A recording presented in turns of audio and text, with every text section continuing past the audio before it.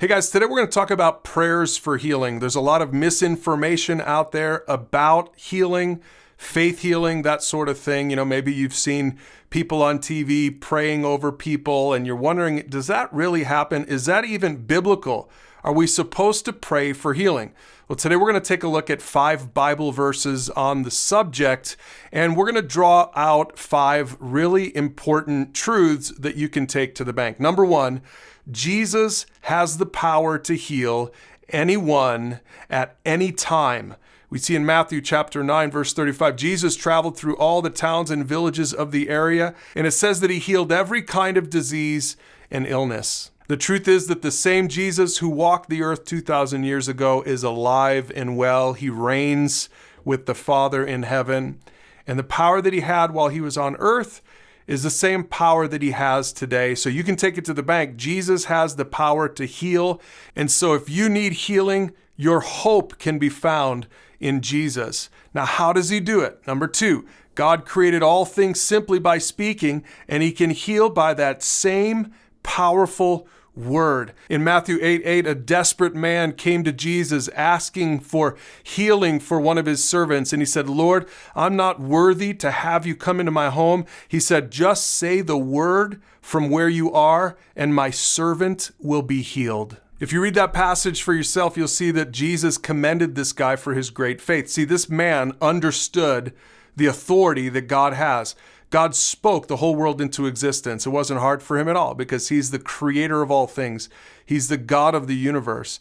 And God has that same power. If he wants to, he can speak that word over your illness, over your sickness. You need to understand this.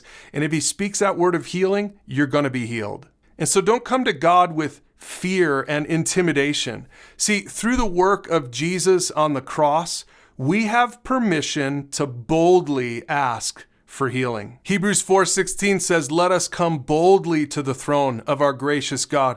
There we will receive his mercy and grace to help us when we need it most." See, in the Old Testament, the people couldn't approach God. He was too scary. They had to bring a sacrifice to a priest, and only the priest could go before God, and really only the high priest could go into the most holy place, the innermost place in the temple. And the high priest would bring that sacrifice on behalf of the people, and he better not mess up, because God was a fearful God, and God could have just destroyed him in a moment if he wanted to.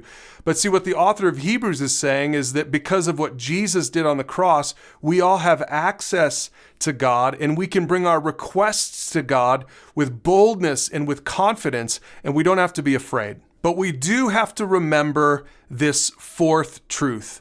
We are not God, and only he has the choice to heal or not to heal. Job understood that. In Job 42, he says, "I know that you can do anything and no one can stop you."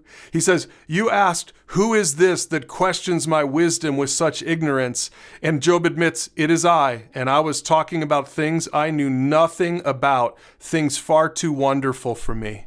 Job was one of those guys who was desperate for healing. If you think you've got it bad, go read the book of Job. Job had some brutal things happen in his life, and it caused him to question God. And maybe that's where you are too. Maybe you're in a place where you're questioning God. And I think we can all learn a lesson from this man, Job. By the end of his book, he acknowledged that he doesn't understand God, that he doesn't know God, and he didn't understand why God wasn't healing him yet. But he was all right with that. And that really leads to the final truth when it comes to praying for healing. And it's that we should submit to God's will no matter the outcome. Jesus himself modeled this in Matthew 26, verse 39. He says, "My Father, if it is possible, let this cup of suffering be taken away from me. Yet I want your will to be done, not mine." I love this last verse, and it should give us a lot of encouragement.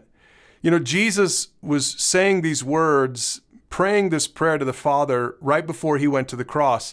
And it's interesting, Jesus didn't want to go to the cross. He was essentially saying to the Father, "I don't want to go through this suffering. I don't want to go through this pain."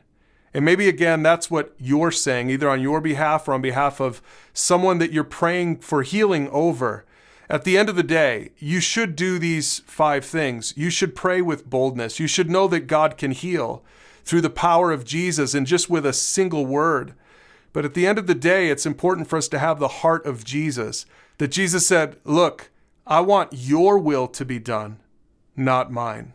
That's the proper biblical way to pray for healing.